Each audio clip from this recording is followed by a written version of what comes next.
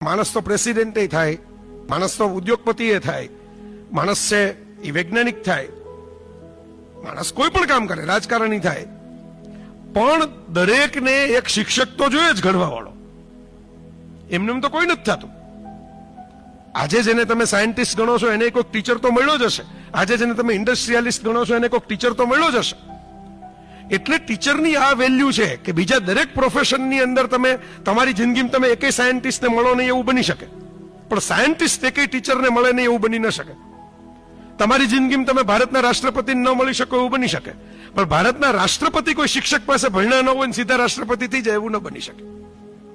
એટલે ઓશો રજનીશે તો એવી સરસ વાત કરેલી કે રાધાકૃષ્ણન છે એ શિક્ષકમાંથી રાષ્ટ્રપતિ થયા એટલે આપણે ટીચર્સ ડે શરૂ કર્યો.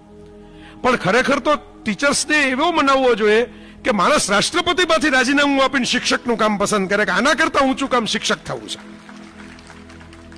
અને રજનીશ તો રહ્યા નહીં જોવા માટે દ્રશ્ય, પણ આપણે કલામ સાહેબને જોયા કે જેણે રાષ્ટ્રપતિ ભવન છોડીને ફરીથી ભણાવવાનું કામ શરૂ કર્યું અને ઋષિતુલ્ય મૃત્યુને પ્રાપ્ત થયા. હું એવું કહું છું કારણ કે ક્લાસરૂમમાં વિદ્યાર્થીઓ સાથે વાત કરતા કરતા એમની વિદાય થઈ.